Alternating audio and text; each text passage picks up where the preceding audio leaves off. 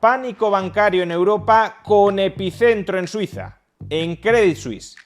¿Qué está pasando y qué puede ocurrir a partir de ahora? Veámoslo. El pánico financiero se extiende desde Estados Unidos a Europa. Después de la suspensión de pagos del Silicon Valley Bank y también del Signature Bank en Estados Unidos, ahora los temores se concentran en la banca europea y más particularmente en Credit Suisse. La posición de este banco en los mercados financieros durante este miércoles 15 de marzo ha sido absolutamente calamitosa. Su cotización bursátil se ha desplomado casi un 25% y ya acumula una caída del 75% en los últimos 12 meses. El tipo de interés que está pagando su deuda subordinada se ha disparado al 60%.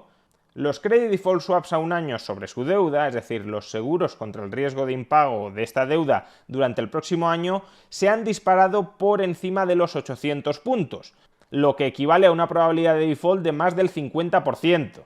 Es un nivel de miedo, de desconfianza hacia Credit Suisse que supera el que se fraguó alrededor de Lehman Brothers antes de su caída. Y todo este pánico alrededor de Credit Suisse, cómo no, se está extendiendo a otros bancos europeos. Société Générale, BNP Paribas o el Banco Sabadell han perdido solo en la jornada de hoy más de un 10% de su valor. La pérdida de valor bursátil de la banca europea solo en el día de hoy asciende a más de 60.000 millones de dólares. Esa es la situación en la que nos encontramos ahora mismo. Un pánico financiero cuyo epicentro se halla en Credit Suisse.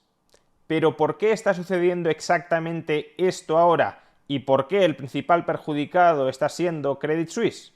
De entrada, como consideración general, cuando los tipos de interés suben en una economía, las estructuras financieras de esa economía se van volviendo más frágiles. El valor presente de las inversiones de esas estructuras financieras se tiende a depreciar, especialmente si estamos hablando de activos a largo plazo, y el coste de refinanciación de esas estructuras financieras se eleva por el alza de los tipos de interés, especialmente relevante en el caso de que estemos hablando de pasivos a corto plazo que necesiten ser renovados, refinanciados continuamente. Por tanto, las subidas de tipos de interés someten a estrés al sistema financiero. Tanto más estrés, cuanto más suban los tipos de interés, cuanto más a largo plazo sean los activos de ese sistema financiero y más a corto plazo los pasivos de ese sistema financiero. Durante el último año, los bancos centrales a ambos lados del Atlántico han ejecutado una de las subidas de tipos de interés más aceleradas de toda la historia. Hemos pasado de tipos de interés del 0% en Estados Unidos y en la eurozona a tipos de interés del 4,75% en Estados Unidos y del 3% en la eurozona. Por tanto, fuertes subidas de tipos de interés en un lapso de tiempo muy reducido, porque la inflación se había disparado a sus niveles más altos en los últimos 40 años, van tensionando todas las distintas partes del sistema financiero. Y claro, cuanta más tensión vas añadiendo a algunas partes del sistema financiero, más sencillo es que algunas de esas partes se terminen rompiendo.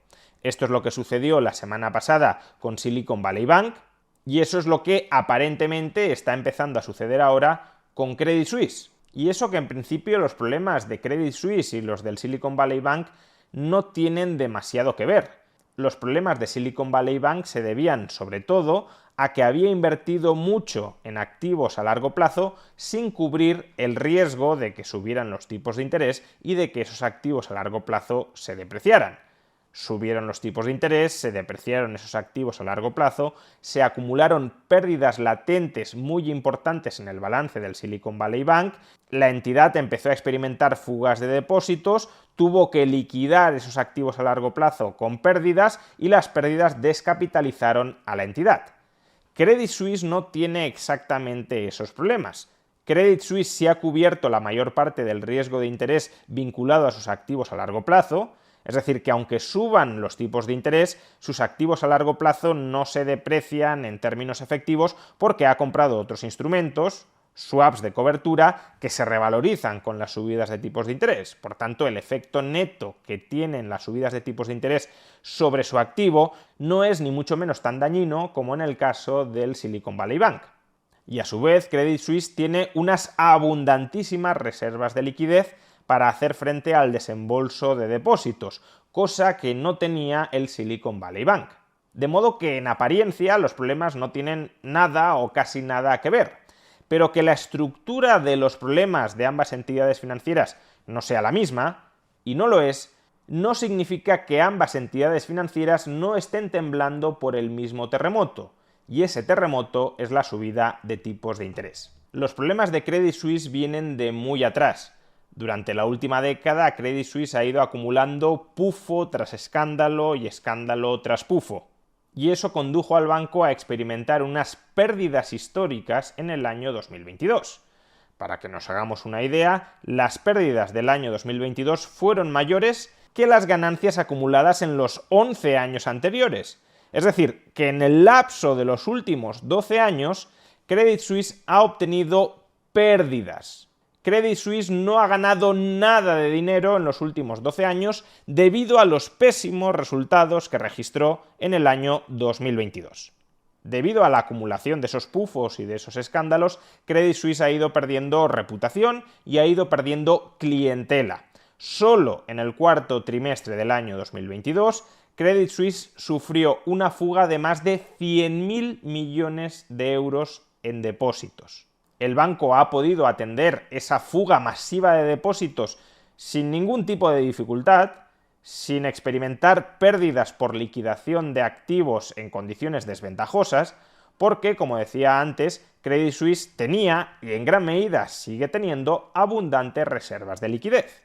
Pero hay un problema: esas reservas de liquidez no son infinitas, y esa fuga de depósitos se está realimentando a sí misma. Ya no se trata solo de que Credit Suisse esté perdiendo clientela por su mala reputación, y también por la progresiva descapitalización de su equipo profesional, que se está marchando a otras entidades. Se trata además de que el riesgo de Credit Suisse se está incrementando y que los tipos de interés de otros activos financieros más seguros y con mejor reputación que los pasivos de Credit Suisse se han disparado.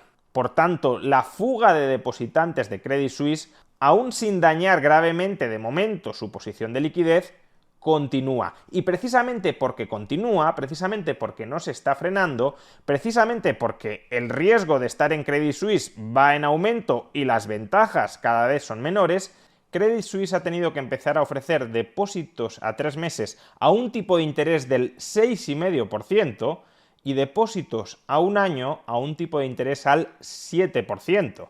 Claramente, estos costes de financiación de Credit Suisse para tratar de evitar la fuga de sus clientes, la fuga de sus depositantes, es un coste que no puede asumir en el medio o largo plazo.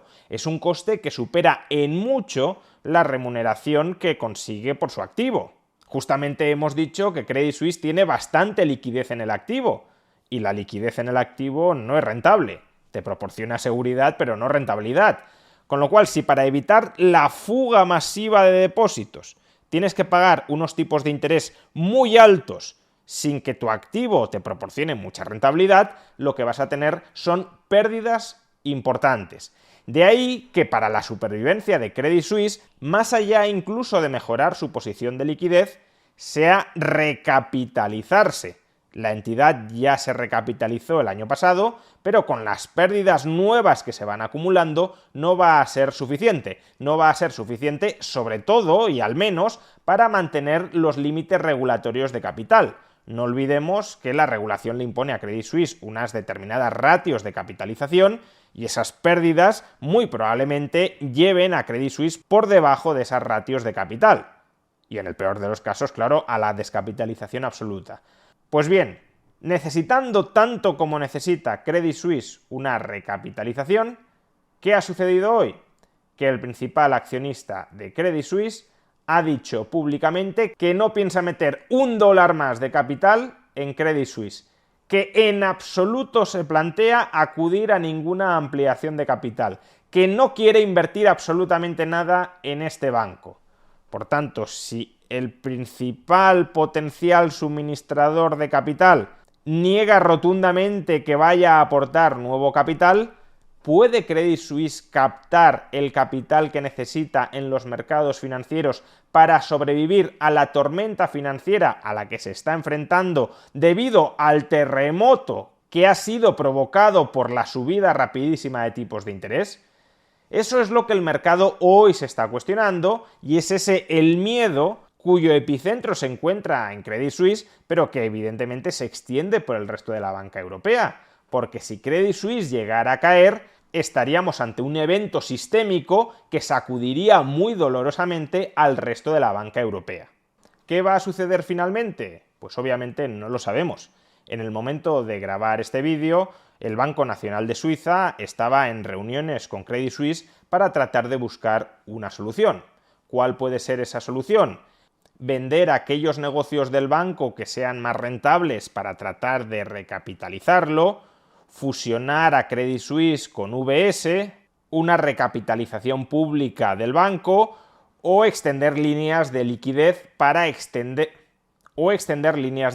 para alargar el periodo de tiempo durante el cual Credit Suisse puede sufrir fugas y fugas de depósitos.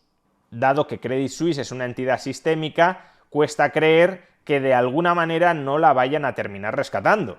Quizá el gobierno suizo no tenga mucha intención de hacerlo, pero es que los gobiernos extranjeros ya están presionando duramente al gobierno suizo para que haga algo.